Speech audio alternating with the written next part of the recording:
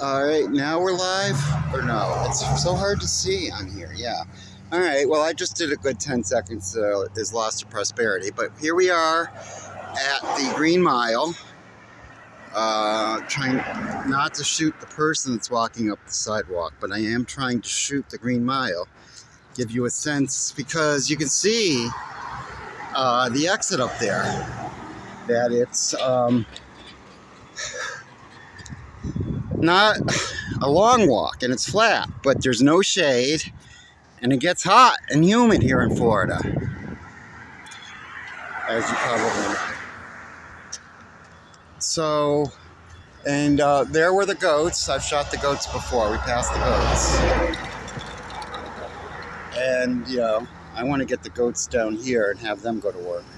I think that would be actually something that could happen. And turtles are in here. I believe I shot those earlier. But for now, I'm walking up the Green Mile to go to the Speedway to get some victuals. And it's going to be another 90 and 90. But tomorrow, it's only supposed to get up to like 80, which is going to feel like spring. When it's not 90, it's 80. And it's going to be all day tomorrow. It's going to be rainy and in the lower 80s.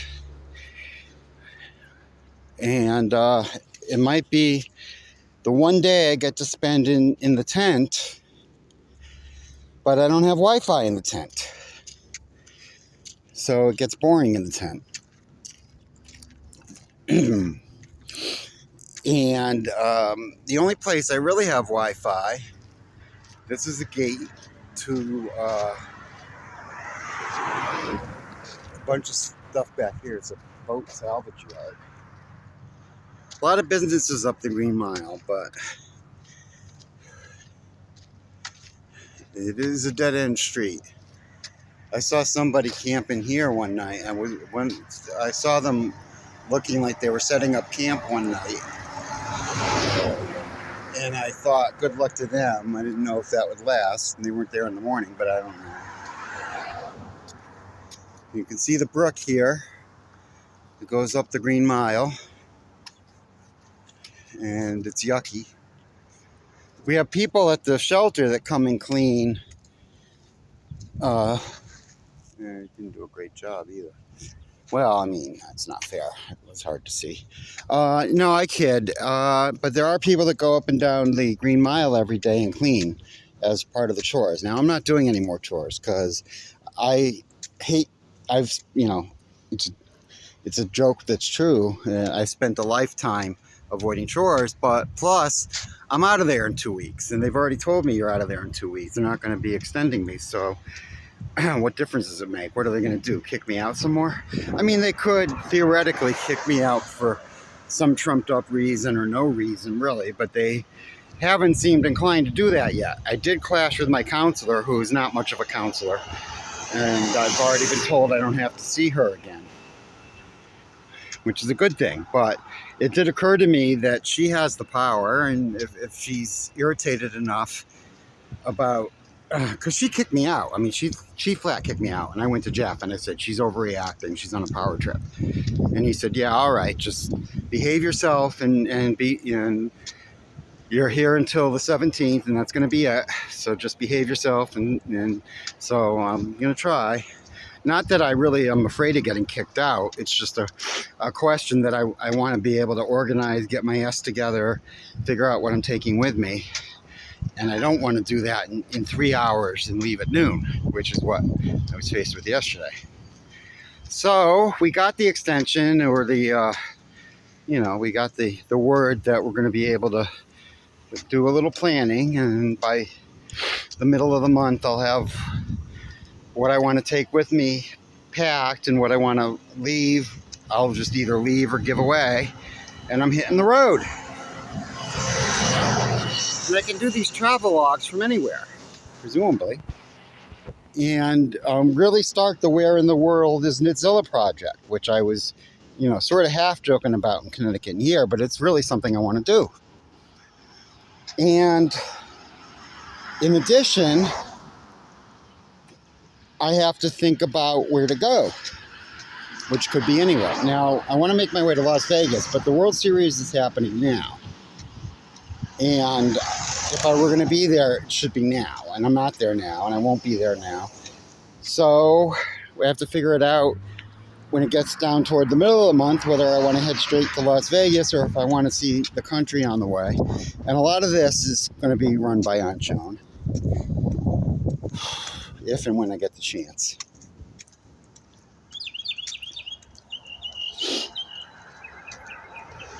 I don't know if you hear the bird. I really don't know what you're seeing either.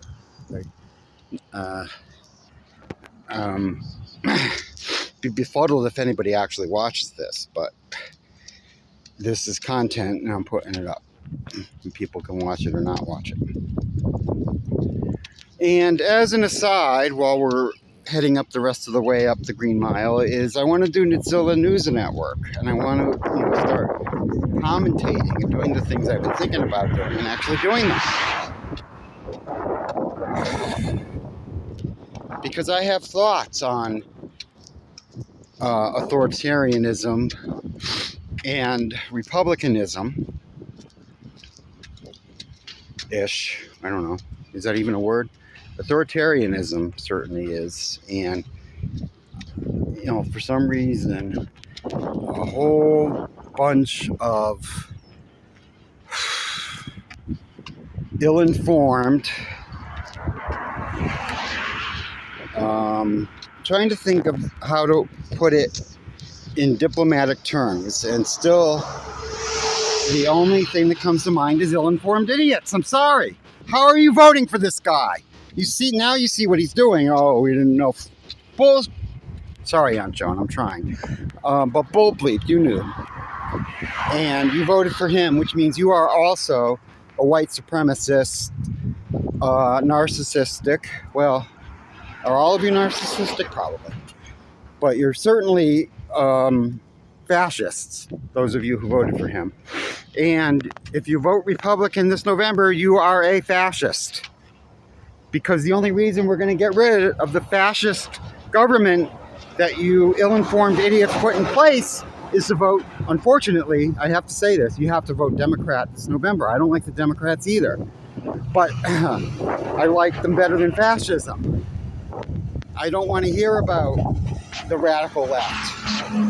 I don't want to hear about the radical left. The radical left never did January 6th. The radical left never did ICE. The radical left, no matter what you think of Biden, you may think they were crooks, but they didn't do what he's doing. The demented despot.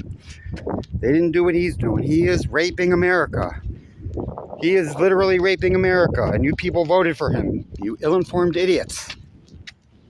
And the only way to change all of this is going to be to get Congress back on both sides in 2026.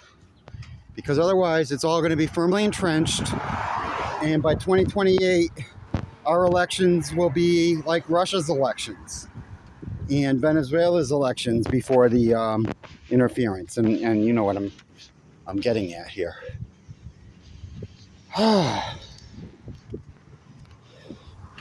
So, tour of the Green Mile. No, Green Mile travelogue. And Republican rant. Because the Republicans right now is the party of Trump. There is no getting around it. They quite literally, and I love it when people use literally when it's not actually literally, but please bear with me. Quite literally, Speaker Johnson and the rest of Congress bent over and spread their ass cheeks for the demented despot. And now this is what we have.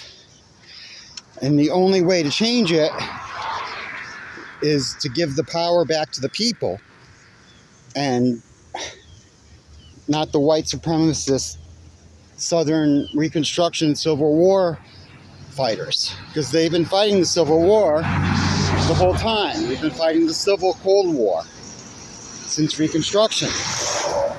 And guess what? We're losing. The Dixiecrats are winning. They got everything they wanted. They're in power now. They have the power.